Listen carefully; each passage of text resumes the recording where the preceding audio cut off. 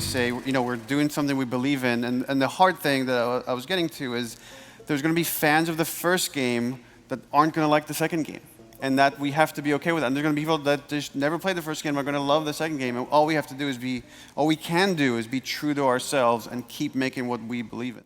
On June 14th, 2013, Naughty Dog released The Last of Us, a game that would go on to receive numerous Game of the Year awards, with critics and users both alike applauding the compelling and sophisticated narrative. For many, this is one of the greatest games of all time, not because of its gameplay or the graphics or the audio level and world design, which were all indeed great elements of the experience, but what stood out and made this game so special was the superb writing, which started off by showing the heartbreaking trauma that Joel Miller suffered in the beginning of the end of the normal civilized world, which resulted in the devastating loss of his daughter in his arms. Years later, Joel has adapted to the civilization that remains. He serves as a smuggler in a quarantine zone in Boston, Massachusetts. Eventually, though, through a series of events, a young girl, Ellie, who appears to be immune to the infection ravaging the world, is put in Joel's care. What makes The Last of Us such a groundbreaking, remarkable experience is the relationship of Ellie and Joel, which grows as they make their way nearly cross-country to deliver Ellie to the Fireflies with a hope that she is the cure to the cordyceps infection. This journey is rough, with learning, loss, betrayal, and horror, but the growing bond of Ellie and Joel as they keep each other alive is beautiful, which is why the ending of the game hits so hard. Does Joel let Ellie die for the benefit of humanity, which could save the race of humans, or does he save her, as he has grown to love her as a daughter? It's an interesting situation with no easy decision to be made, but as most fathers or parents would do, they save their child, and that's what Joel does. But there are consequences for those actions, and Joel knows it, which is why at the tail end of the game, when he's confronted by Ellie about what happened at the Fireflies hospital, he lies. I struggled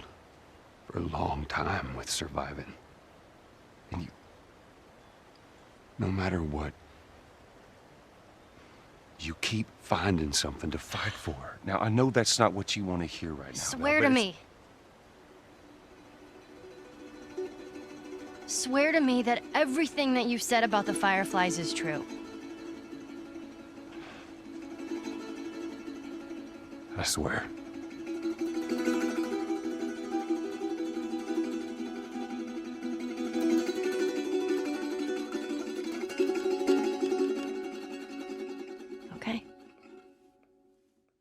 Naughty Dog and co-director of The Last of Us, Neil Druckmann, revealed in an interview in 2018 that the whole concept of The Last of Us is trying to build a bond, and trying to replicate the mechanics and storytelling of a bond of a father and a daughter. It felt that was so important to pull off, to feel Ellie's panic, and to feel her starting to take charge. That's the hand of a baton, because in the next sequence you are playing as Ellie. I felt if we dropped the ball in that sequence, when you were playing as Ellie, it wouldn't have turned out as magical as it was for a lot of players. Magical is what this experience was, an emotional journey which is considered a masterpiece by many. Very little gaming experiences have or can come close to what Naughty Dog achieved here. The feeling from a lot of players and critics was that the story was so well done that a sequel would be a mistake, as all it would do is undermine the first game's events. But in December 2016, during the PlayStation experience, the world was shocked with the announcement and first teaser trailer for The Last of Us Part 2.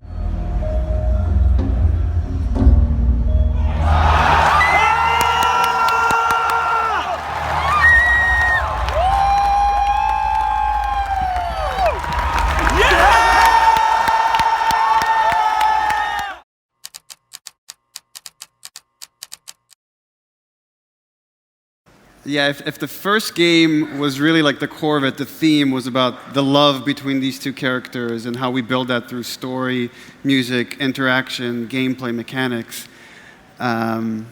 This story is the counter of that. The story is about hate and how we use all those same things to make the player feel that. So much thought went into this, and I know there's a lot of people that feel this trepidation about coming back to these characters and revisiting what that ending means and worrying whether that's going to spoil the first game. And you have to understand, we feel all those things as well. Like, no one loves these characters more than we do, and we would not do this if we didn't feel like we had the right idea. And the part two is really kind of doubling down on that, to say we believe in this so much, we're not trying to avoid it. And we like, I've played with so many of the ideas that had different characters and it never felt right. The Last of Us is about these two characters specifically. And all I ask is the fans of the first ones, put some faith in us, trust us, we're going to do right by you. So. Following this reveal event for the upcoming sequel, one of the bigger surprises came actually a day later, in which it was revealed one of the co-directors on The Last of Us and Uncharted 4, Bruce Straley, would not be returning to direct The Last of Us Part 2. Naughty Dog would provide Kotaku with a statement confirming Straley would not be involved. Bruce recently decided to take much-deserved time off after shipping 2 critically acclaimed games in the last few years. He's looking forward to returning to the studio soon and jumping back in on his next project. Straley, though, would not return, leaving the studio about 9 months later, saying his time away from the studio had him focusing his energy in other directions, which made him realize it was time to move on, and so he did. The Last of Us Part 2 this time around would be directed by Neil Druckmann, but also Anthony Newman and Kurt Margano. Druckmann would write the game along with Hallie Gross, who most notably wrote a few episodes of the first season of HBO's Westworld. For the next few years, we would have new teaser trailers, one of which included a bunch of unknown, mysterious characters, and one that teased the relationship of Ellie and Dina. From these trailers, theories and speculation had been rampant, with some of the most popular predictions being that Joel is a ghost in The Last of Us Part 2, and Ellie's mother would be introduced in the sequel, playing a critical role in the story. The Last of Us 2 was originally set to release in late February 2020, but those plans changed as Naughty Dog announced in October 2019 that the release date would be moving to late May 2020 as they needed more time. There would of course be another delay, but we'll get to that in a few minutes. Now, during the game's development, which stretched from 2014 to here in 2020, some unfortunate stories emerged, which painted Naughty Dog as a problematic studio that doesn't know how to treat their workers with respect or really just human beings at all. These stories of crunch are not uncommon for this games industry. Many of the big players have been hit with these horror stories, and fortunately in recent years, outrage and negative PR has led to some of these big players, that includes Rockstar Games and CD Projekt Red, all vowing to do better and create actual change with how they go about the development process of their games. But in particular with Naughty Dog, damaging accounts from former and current employees have emerged in the last year or two, with 12 former employees in 2019 telling COG Connected their stories of 24-hour shifts, low pay, manipulation, and the impossible expectations put on some workers, which all contributed to a culture of crunch. In March 2020, Kotaku published their own account of the crunch culture at Naughty Dog, with multiple former and current employees speaking out on the development process at the studio. The Kotaku piece outlined long shifts, the need for everything to be perfect no matter the cost, and the revolving door of talent, with 70% of non-lead designers and the credits of 2016's Uncharted 4 no longer being at the studio. It was also stated that some current Naughty Dog employees were preparing to depart once The Last of Us 2 had shipped and they received their bonuses. Interestingly, some of these employees also reportedly said that they actually wished for the game to fail, to be a critical flop, so it forces Naughty Dog's leadership to understand that they have to change their ways. The day this Kotaku report went live, former Naughty Dog animator Jonathan Cooper, who left the studio in September 2019, publicly shared his experience at the studio, which included his coworkers, gameplay animators, needing recovery for weeks, and one coworker actually even having to be hospitalized because the crunch went on for so long. Cooper also mentioned the revolving door of talent as well, and how the studio has been relying on film animators who lack the experience and/or technical/design knowledge that is needed. Cooper additionally mentioned leadership threatening to withhold his final paycheck until he signed an NDA, stating he would not share their production practices. These stories have been a cloud hovering over Naughty Dog and The Last of Us Part 2 for quite some time now. In recent months though, these stories were brought up far more often because of the massive Last of Us 2 leaks that emerged in late April 2020. Only weeks from release, spoilers began to be spammed all over the internet after multiple YouTube videos popped up showing key story moments that happened in the game. Initial rumors indicated that the story leaks came from a disgruntled employee, but Sony would later deny that, claiming the leaks were actually the work network of hackers who accessed a security vulnerability. Regardless, opinions were formed as many decided to interact with these leaks, and a lot of people were pissed with the narrative that Naughty Dog chose to go with. Due to the global pandemic in April, The Last of Us 2 was delayed again, this time indefinitely, but it certainly put publisher Sony in an awkward position when these massive story leaks emerged and forced them to not push the game too far out. So on April 27th, 2020, when all of the discussion was on these leaks, Sony announced that The Last of Us Part 2 would now be launching on June 19th. That same day, Naughty Dog would also acknowledge the situation, calling it disappointing, asking fans to do their best to avoid the spoilers, and finishing their statement by reassuring fans that the game would be in their hands soon and the final experience will be worth it. Earlier in the month, Troy Baker, who portrays Joel, discussed his character's role in the game to fandom, claiming Joel will play a central role in The Last of Us Part 2. If we have done our job right, people will question everything about The Last of Us 2. I want fans to be able to challenge their own ideas about what this game is, what the world is, who the characters are, everything. I want people to go in open-minded to this story and allow Joel and Ellie to tell their story, not the story that people think they want to be told. If people go in open-minded to this thing, I think they will have a completely different experience than if they go in closed-minded. By the time May 2020 came to be, every and any Last of Us 2 related post was being hit with spoilers and angry fans lashing out at Naughty Dog for the decisions that they made with the game that had been leaked. One of the loudest individuals against these leaks and biggest defenders of Naughty Dog was actually Troy Baker, who on multiple occasions throughout the month of May spoke out about the accusations being levied against Naughty Dog. The rumors and the speculations, then the release and the celebration, and then all of this controversy that's happened in the last couple of weeks. Yes, sir. Which unfortunately has taken the spotlight. What I love is that there's still, by and large, the majority of people are going, I still want to know more about this story. And Neil has taken the brunt of a lot of this. And I respect him because he said, look, there's times when I receive, from the public, I'm going to receive credit that doesn't go to me. And I can't spend time fending off, so I pass that credit along to the team. He was like, so I'm going to take responsibility, whether it's mine or not. I'm like, dude, unfair credit or undue credit and undue blame. And I was like, I respect that. Someone said, do you feel that they're disrespecting the characters, but based on these leaks, okay?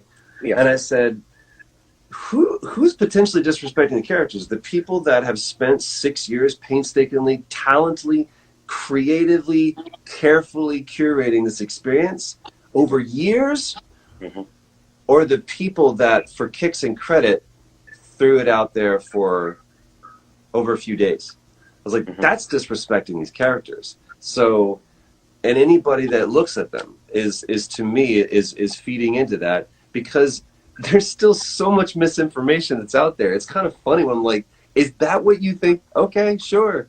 Play the game and find out.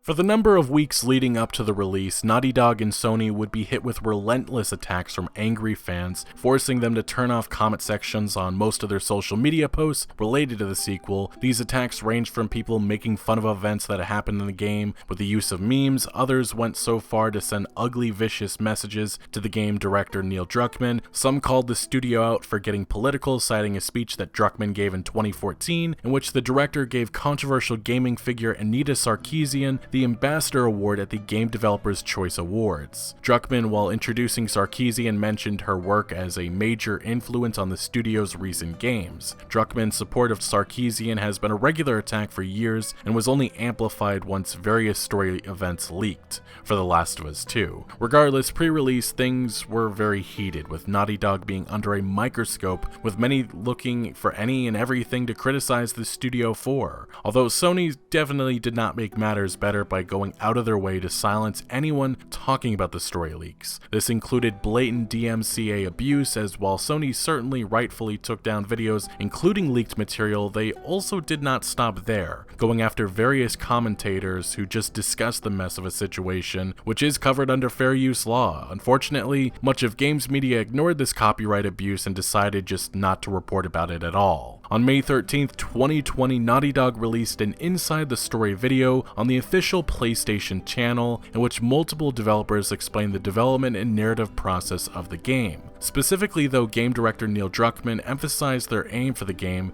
and how he expects a mixed reaction. For The Last of Us Part 2, we're hoping to create a story that makes a commentary about the cycle of violence and how acts can beget other acts, and show all the different aspects that could come out of it. Not necessarily good or bad, just the different consequences of one's actions. There's always the fear that, when you made something great and you're gonna go back to it, you're gonna mess it up. You're gonna mess what made it so special. The test for us was like, can we come up with a story that could, one, stand on its own and be meaningful and have weight? The same kind of feeling we had when we came upon the story for the first one. I know even within the studio we've had a lot of philosophical arguments about some of the events and what happens in the game, and I think in this one might be more divisive than the first game in a very kind of exciting way that I think it raises those interesting philosophical questions and asks the players to interpret some of the material that's there and see where they stand on those questions.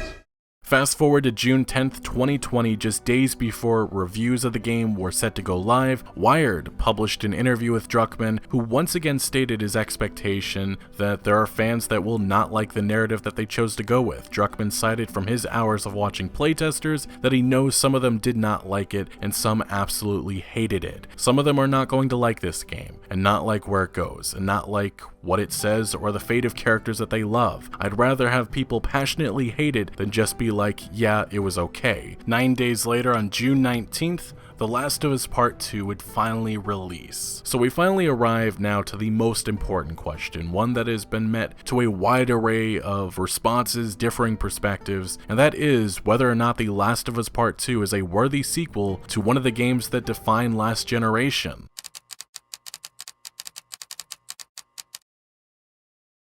The Last of Us Part 2 is simply put a game that probably should not have been made, because in my opinion it does exactly what Naughty Dog claimed that they did not want to have happen in this game. It undermines and really does degrade the events and journey that occurred in the first game. The Last of Us Part 2's tale of hate starts after a traumatic event happens and sends Ellie, who is now the main protagonist, and company to the ruined city of Seattle, which is in the middle of an ugly war between two rival factions vying for control. Throughout the experience we see Ellie's romantic side, explore her past 4 to 5 years, and confront unfortunate truths. The sequel definitely has some surprises in store, especially in regards to Ellie and Joel's relationship, although I'm not sure if these surprises ever feel satisfying or justified enough. Everything is at the very least improved in terms of gameplay and graphics, although don't expect a drastic difference compared to the first entry. The structure of the game is also kind of a surprise, as Naughty Dog makes a bold change halfway through the game, which has proven to be kind of controversial. So if you want my very simple review of the game, it's just fine, and that's largely because the narrative this time around never really delivers how the first game was able to. So for my much more detailed take, let's first dive into all of the non-spoilery aspects before we cut this story apart. Without a doubt, one of the most impressive parts of this game is all of the different options presented to the player. The accessibility options and level of customization in the game's menus is truly groundbreaking. While some may not see this as being important, it really is, as Naughty Dog went out of their way to make the game beyond just playable for almost any and everyone. There's just so much here, like the choice of various audio cues that can be turned on to help gamers that are blind or have vision issues. There's also many combat accessibility options which further reduce the difficulty of the game, like you can turn on slow motion, make yourself invisible while prone, reduce enemy accuracy and perception, and more. Beyond just combat and audio, there's also navigation options, which adds markers that makes traveling through the levels easier. You can customize the heads-up display, changing its color, enlarging its size, turning certain things off like the health bar or damage indicators for full-on immersion. You can map out the controls to your liking. I understand many have issues with motion sickness in games like this, and again, there's an option to help with that. In many games, subtitles can be really small and hard to read, but again, Naughty Dog went out of their way to give choice, as players can customize the size, color, and more. Some have said this is the most accessible game ever, and I firmly agree with that. The Last of Us Part 2 is the gold standard in this respect, with players being able to edit just about every part of this experience, except, maybe the story. Now, the overall gameplay experience isn't very different than the first game, and I think that's fine because, once again, it is done so well. One of my favorite parts of this game's various levels is just the tension that you can feel as you try to slowly make your way around an enemy or when you take them out. Depending on what difficulty mode you are playing on, this drastically changes how you have to go about things. For example, as you make your way through the Hillcrest level, on the hard difficulty, enemy AI is extremely responsive to your every move, and I often was relying on the game's listening mode, which helps make out where enemies are located and moving towards. You'll find yourself relying on throwing objects like bricks or bottles or stun bombs as distractions often, as a gunfight in this difficulty just isn't usually worth it. Even silent combat options like a silencer or bow and arrow can prove to be a bit of a challenge at times. On other difficulties like light mode, the experience is much more easier, which is obvious as you can often breeze through the levels as long as you don't,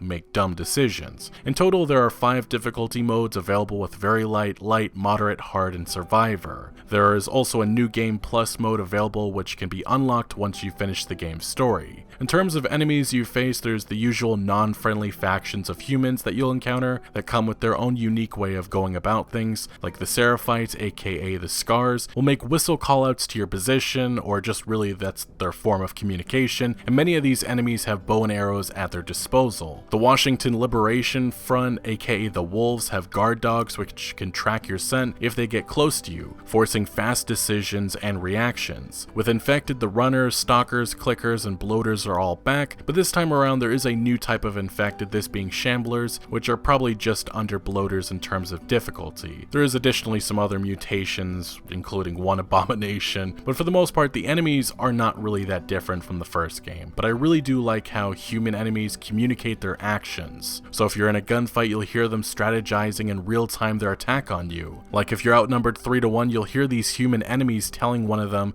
to try and flank you. If you run out of ammo, they will notice that and they will take advantage of the circumstances. If they notice you attempting to sneak by, they will shoot and also call out your position to others. Overall, just a very neat detail that adds to the intensity of battles. Enemy AI is indeed improved this time around in terms of responsiveness. On more difficult modes like hard, they feel like an actual threat, but on light they can get pretty stupid with most of their actions. Naughty Dog did freshen things up by adding a new feature in which opposing human enemies will call out the names of their fallen or missing friends. So like a lot of the time you'll silently take down an enemy foe, and as you're making your way around the level you hear someone yell out, "Is Mark okay?" or "Mark is dead." And it's clear Naughty Dog was trying to add some identity to these individuals, and you'll actually notice that enemy AI will move away from their normal patrols if you take out one of their own. They will actively search and use clues investigating to try and find you, at least for a short period of time. This is why distractions can be so important, as it draws the attention away from your position, but unlike other popular stealth games, this is really about as far as stealth goes. You can use silent weapons or takedowns and throw some bricks, but like the first game, that's just as far as it goes. Which, being that this is a survival horror title that relies on this playstyle much of the time, I kind of find it disappointing that Naughty Dog did not expand this further. Now in terms of weaponry at your disposal, you have of course your typical melee weapons such as a hatchet or a pipe, which this game has some extremely bloody and satisfying animations for when you land a hit. You can also restore and improve the melee weapon with a crafting upgrade, as usually pieces of wood are only good for about 3 hits and then it breaks.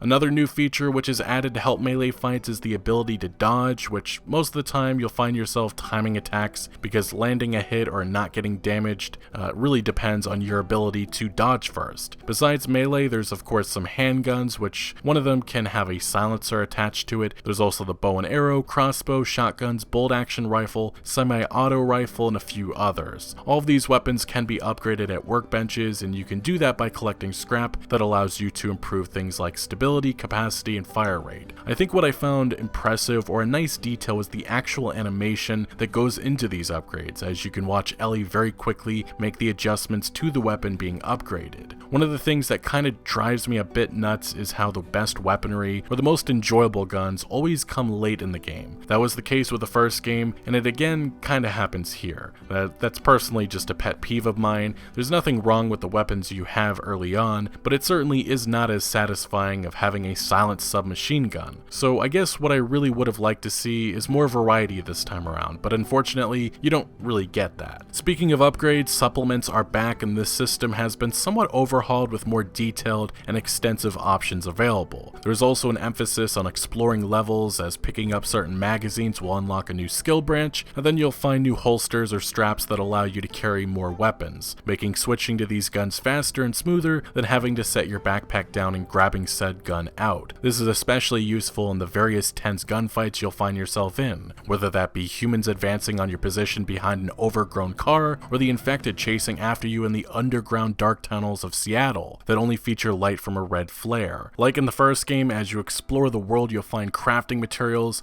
which you can use to make things like health packs, Molotov cocktails, and certain ammunition like arrows or incendiary shotgun shells. Gunplay overall is better than the first game, which I personally never really found too satisfying. If anything, it always felt a bit too clunky, and this time around, it is better, but still not very enjoyable. One of the newest features hyped up is jumping, and it's there, I suppose, and a bit strange that Naughty Dog hyped up something that I consider so basic. You can also now roam around prone, which does have its uses, especially when you are sticking to the dark shadows of a level and crawling through a hole in a wall. The game features a lot of quick time events throughout. Some are forced because of story and others just happen because of combat, very similar to how it was again in the first title. One of the biggest gripes, I suppose, with the first game was the amount of ladders, and it's quite clear that Naughty Dog heard that criticism, as there isn't too many situations where you'll find yourself looking for a ladder to climb. Most of the levels, you'll find yourself trying to just go from one point to another, although the levels are built a bit more complex than that, as you'll find yourself traversing down a broken down skyscraper that has various floors missing, or searching an infected hospital for supplies, but having to explore a bit to open doors that can only be unlocked through power. I guess that's one of the bigger parts of the game, and that's just discovering how to advance forward. Most of the time it is pretty straightforward, but there is some times where you'll have to move a dumpster to access a hidden door, use the dumpster to climb an obstacle, slowly walk around an area full of claymore traps, or sometimes throw a rope over a metal bar to climb up. In the early part of the game, there is this one section where you'll find yourself turning a generator on and then using a wire to open a gate, and then going back to throw the wire to the other side to turn the power on to get the main gate working, but that's really about as complex as it ever gets, and actually I'd call that a one-of-a-kind moment, which yeah, these quote-unquote puzzles feel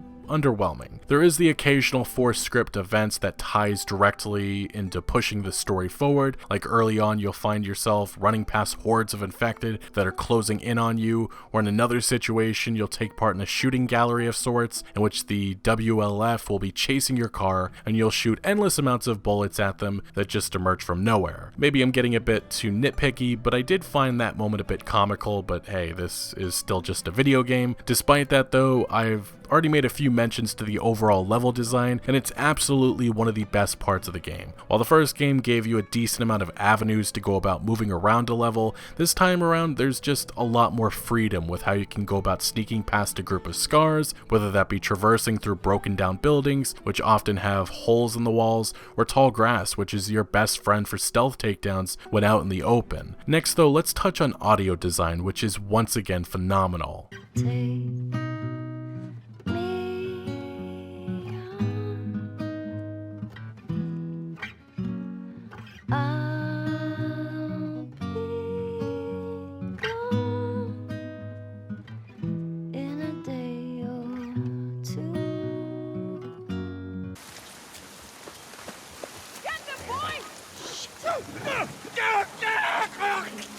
Got him! Sweep the area for survivors. What the fuck? Trespasser! Cut them down!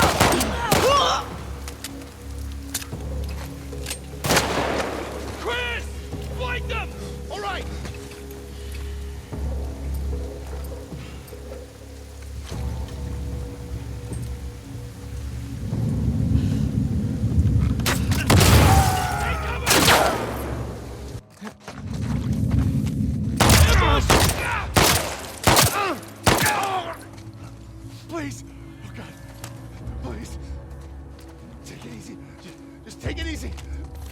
Shut up.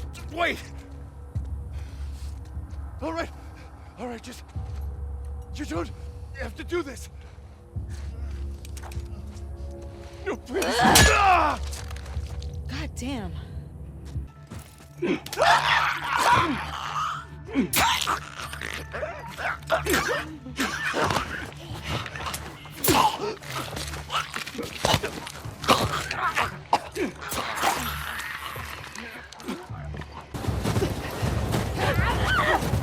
Damn it!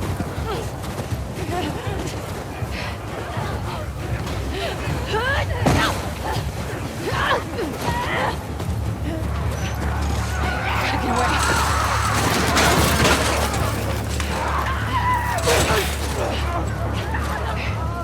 Okay, through here.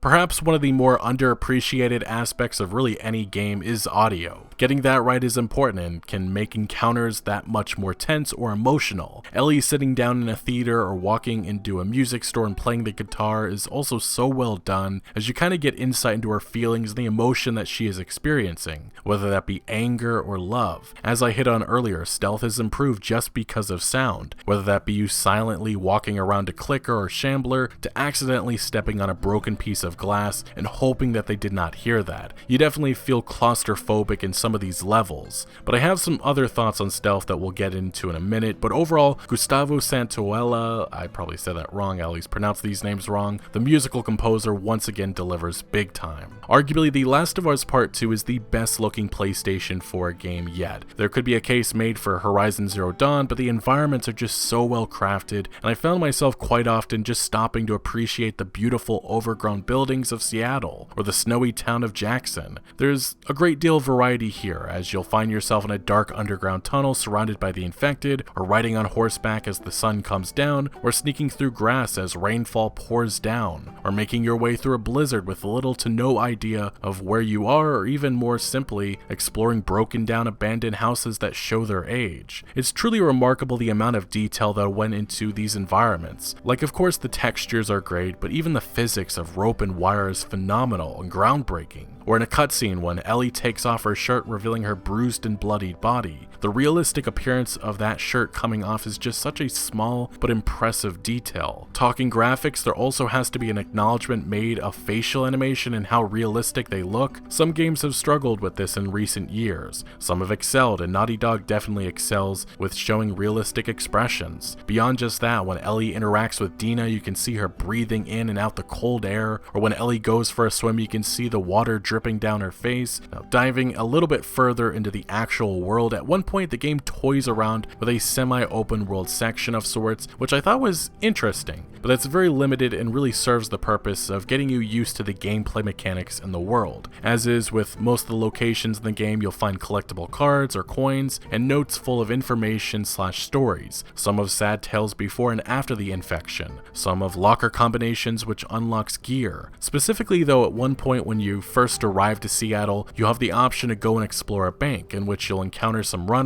and clickers, but there's also a note inside the vault which tells the story of some serious bad luck in which a group of people tried robbing a bank on Outbreak Day. They assumed because cops are busy with the sick that hitting the bank would be easy, but they did not plan for the infected. So one of them got in the vault and the others locked him inside and abandoned the place, leaving him to die. He did leave behind a very useful pump shotgun though, which is a nice reward for exploring this location. Interestingly though, game director Neil Druckmann actually has his own collectible card modeled and named somewhat after himself. The card makes mention of what appears to be the controversial crunch associated with the studio and game, just a bit kind of odd and surprising, honestly, seeing this. So one other aspect that I really found nice was the often seamless transition of a cutscene to gameplay. It helps the story flow much better. A game like Days Gone was hurt without this, which really took me out of the experience, but another game that actually used this seamless transition and did it well was Red Dead Redemption 2. Really though, the way scenes are shot and presented, the cinematography is so well done here. Also with the added development time that Naughty Dog had, without a doubt this is one of the most polished games at release with very few if any bugs or glitches that I've seen, which maybe that should be expected, but that obviously is not always the case in this AAA games industry. Now, putting my thoughts together on the overall gameplay experience,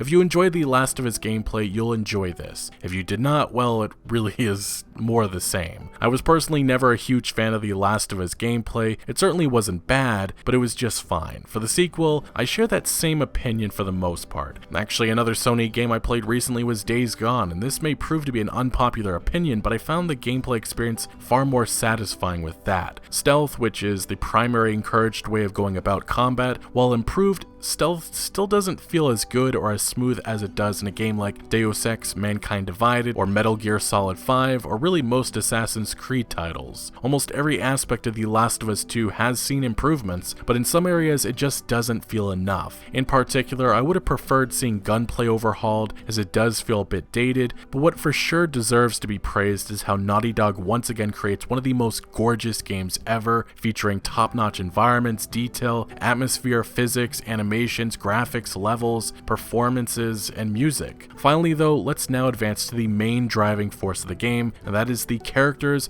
and storyline of The Last of Us Part 2.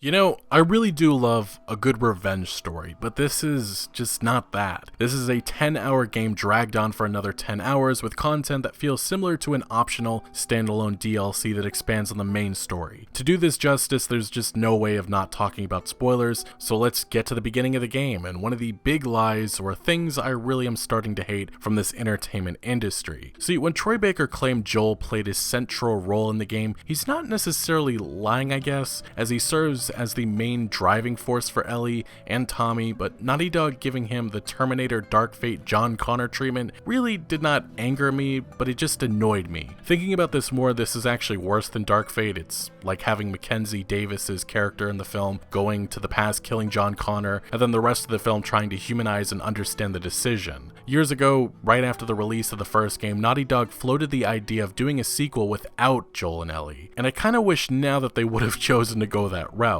The returning characters in this game just make some of the dumbest decisions ever, like Joel's suspicious nature of the first game, in which he actually teaches Ellie a valuable lesson about not trusting strangers. It appears that he has forgotten that this time around. While Danny kind of forgot about the Iron Fleet. Or I guess maybe he's just changed, as he's all about introductions after barely surviving an attack from infected. He's more than willing to tell this mysterious group his full name, which just comes off as a plot hole and lazy writing, especially considering he has to assume that eventually people are going to come after him for what he did. Regardless, Abby, the bodybuilder who has a voice that doesn't really match her body, golf clubs Joel to death as Ellie is forced to watch this horrifying event after failing to save his life. See, I'm not so much annoyed because Joel died. There were hints of that dating back to the first trailer and it actually made sense, but how Naughty Dog went about it wasn't emotional, it just really ruined my want to proceed forward. It's been 7 years since I've seen this character, and unfortunately he's killed in the first 2 hours, the tutorial stage of the game, which doesn't allow me at all to reconnect with this beloved character. Other games have gone about building up to these shocking and sad deaths far better, but Naughty Dog went a different route, doing it almost immediately for, I suppose, maximum shock,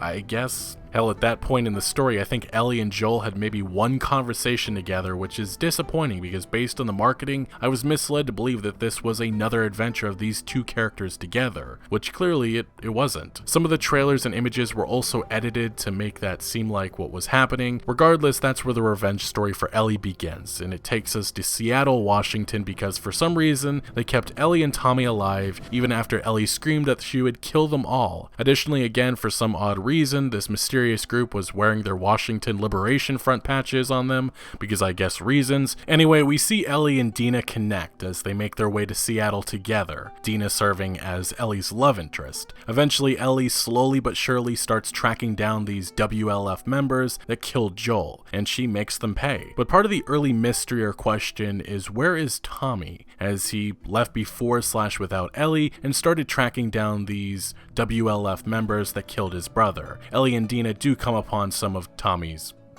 graphic work. Pretty standard revenge story thus far. Now, one of the best parts of the actual story, which is prominent in the early chapters, is flashbacks, filling the gaps from the 4-year time gap that separates the end of The Last of Us to the beginning of the sequel. These flashbacks mainly concentrate on the consequences from Joel's big lie, which saved Ellie. First, we have this really heartwarming birthday surprise in which Joel takes Ellie to the Wyoming Museum, where she learns about dinosaurs and the outer space. This is probably my favorite part of the game because it hits back to what we saw in the last game, and it was these two characters forming a bond, like a father and daughter. Joel actually even has Ellie wear an astronaut helmet in a space capsule as he plays the actual recording of the Apollo 11 liftoff. Without a doubt, this is the brightest moment of the game in my opinion, and Naughty Dog truly made this scene come alive. But before it ends, we see one of the big purposes of this scene, and that is a former Firefly who left behind graffiti calling the group liars for failing to restore humanity,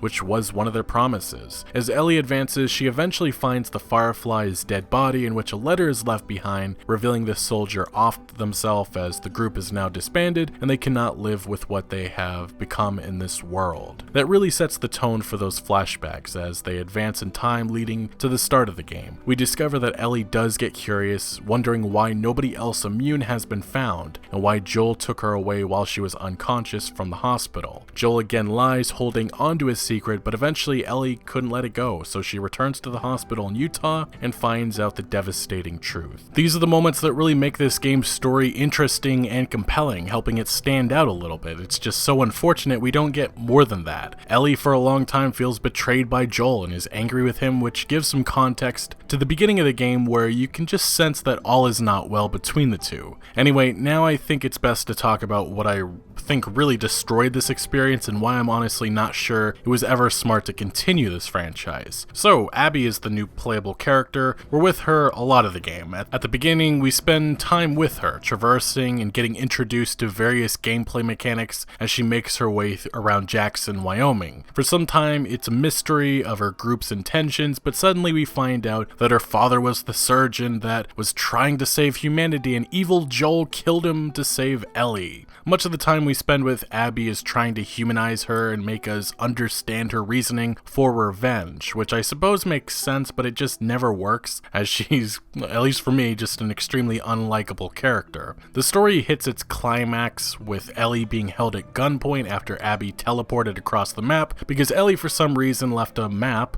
with their location on it after killing some WLF members. Abby then proceeds to kill Jesse, a mostly forgettable character, and muscles Tommy down to the ground, conveniently missing his head with her gunshot, but that part comes later. Then we get a nice long backstory of Abby and these WLF members. At that moment, I was really praying that this would be limited, but nope. Nearly half the game we play as this character, and it's all really just flashbacks, and I just barely ever found myself caring. The game literally reaches this boiling point and then hits pause to give this long tale of how great these Wolf members or WLF members actually were. And I'm sorry to say, it just never works, at least for myself. I get what Naughty Dog was trying to do or accomplish, but I found Abby's storyline closer to Finn's side quest in The Last Jedi. It was not needed. Now, another character that's introduced is Lev, which is the victim of transphobic attacks, and often you'll hear Lev's former faction, the Scars, dead-naming him as he was originally supposed to be a child bride. Naughty Dog attempts to create a relationship of Abby and Lev, somewhat similar to that of Ellie and Joel, so we can empathize with them, but again, it just doesn't work. It just feels way too forced. Largely, this game is about hate and revenge, but neither Ellie or Abby can ever commit to it fully, which doesn't exactly add up. Abby has 2 opportunities to kill Ellie, one at the beginning and one in the theater. I thought it was rather captivating having the game's supposed antagonist Abby in our control trying to hunt down and kill what's supposed to be the game's protagonist with Ellie. It felt conflicting or kind of weird, doing these actions, which I'm certain that was Naughty Dog's intention. They do something a bit similar earlier as we unknowingly are being sniped at by Tommy. Naughty Dog's trying to play with our emotions a little bit, trick us. And they do this at the start of the game as we're playing as this mysterious unknown character, being assisted by Joel and Tommy, and then obviously we find out this mysterious character's true mission, which is supposed to be a huge shocker. Either way, eventually in the theater she has a knife at Dina's throat, and Ellie's trying to stop her by revealing that Dina's pregnant. Abby says good, which, okay. I mean, I get it. Another forgettable character, Mel, was pregnant, another WLF member, and Ellie killed her. Anyway, Abby stops when sweet little Lev tells her not to, the kid she met like 2 days ago. Why she still lets Ellie live is beyond me, but she does. And then surprise, surprise, Ellie a number of months later is living the easy life on a farm with Dina and their baby, but Ellie can't get over Joel's death, suffering from PTSD, so she goes by herself seeking revenge once more. Dina warns her that if Ellie goes, they are done as a couple. Ellie then goes to Santa Barbara, where Abby and Lev are being kept as prisoners. Ellie massacres dozens of these soldiers just to get to Abby, and once she does, she has a melee fight with a weakened Abby. After Ellie loses a few fingers, she's inches away from drowning Abby, but can't go forward with it. Abby and Lev leave. The end. A revenge story that tries telling us, the player, after killing hundreds of soldiers and enemies, that killing actually isn't good, and revenge or vengeance is really not the answer. Strange. The game tries to be a commentary on the cycle of violence and how I guess Ellie has an epiphany after traveling hundreds of miles and killing already so many. But of course, the game doesn't go straight to credits. We do get one more flashback set right before the beginning of the game, in which Ellie reveals to Joel in an emotional moment that she's willing to try and forgive him for what he did 4 years ago. Then fast forward once more to present day. Ellie returns home in Jackson, Wyoming to find Dina gone. Another symbolic moment as wounded Ellie leaves the guitar Joel gave her behind as she moves on with her life, looking forward, not backwards now. Credits then finally hit. Overall, I didn't hate the story, I just didn't care for it. We've seen dark stories with a message like this before. A good example is Spec Ops: The Line, which in my opinion is done far better than this. There were for sure some great moments, as simple as Ellie smelling Joel's jacket after his death, or like Joel playing and then passing his guitar to Ellie in the beginning of the game, just after the events of the first game's ending. A beautiful, symbolic, tender moment between the two that stays with Ellie throughout the journey. More importantly though, Ellie then becomes the main playable character after this scene, but there really just wasn't enough of these compelling moments. Mainly with the hours we spend with Abby, I just never feel any of that. But even just Ellie, she was this character of hope in the first game, giving light to this dark world, and now that's pretty much gone. It's just a bunch of miserable people in this miserable world with a miserable story and honestly a miserable outcome. The newly introduced characters also are not very relatable. Like Jesse is just kind of there, having a previous relationship with Dina that got her knocked up. Manny is just a Hispanic guy who has a way with women, I guess. Owen used to have a relationship with Abby and still has feelings for her. Honestly, I really wish we would have spent more time with Ellie rather than Abby. That pause at the theater to give Abby's backstory and show how things had gone for her in the recent days leading up to that encounter with Ellie just killed all momentum for me. And I truly found Abby's story arc just flat out boring and uninteresting. If you want my verdict on this entire experience, it's not bad or a masterpiece. It's just fine. Which for one of the best games last generation, in my eyes, it's a disappointment.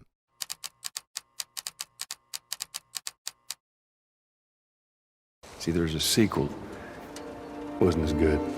The Last of Us Part 2 is easily one of the most divisive games in years. You have critics raving about this game, one reviewer comparing it to Schindler's List, one calling it the greatest game of all time. On both Metacritic and OpenCritic, this sequel has received universal acclaim, but for fans, this is a different story, with many really just unhappy with the narrative decisions that Naughty Dog chose to go with. On Metacritic specifically, the game has been review bombed by users, dropping it all the way down to a 4.2 user score with over 41,000 negative ratings. Game director Neil Druckmann did make light of this review bombing in a very cool way, just pointing out how happy he is the game has received double the amount of user review scores compared to the first game on Metacritic. But critics, journalists, and even some game developers are making some very baseless accusations that people unhappy or disliking this experience are just a bunch of bigots, unhappy that Ellie is a lesbian. Although for some reason, these individuals fail to recognize the first game's Left Behind DLC was universally acclaimed by both users and critics. One journalist took to Twitter declaring the hate for The Last of Us Part 2 is incredibly reminiscent of GG in so many ways, but mainly in that the most vocal detractors say that they hate it because of the story, when really it's because they can't handle diversity in the medium they define their lives by. Just like GG wasn't actually about ethics in games journalism, most of the barraging the game's Metacritic with low user review scores really aren't upset about The Last of Us Part 2's narrative. Another journalist chimed in, "It's super gross, super depressing, and sadly super predictable. Lead character is not a straight white guy. OMG, there's politics in my video games. Do these people spend any time in the real world at all?" As I roll my eyes to the back of my head, God of War 2005's game director also said about the negative user scores, "I would argue that you really are not seeing the consumer side. I assume 95% of the people who buy and play The Last of Us Part 2, assuming they were fans of the first game, will be anywhere from satisfied to over the fricking moon happy with Part 2. What you see here are mostly vocal minority morons." Cliffy B, the lead designer on the first 3 Gears of War games, said on Twitter in a mocking tone, "Ellie is into girls, this is SJW nonsense. F right off with that." And then he also mocked again, "We aren't mad at that, we are mad for other reasons," goes to Metacritic/YouTube, etc. to complain about the alleged SJW agenda.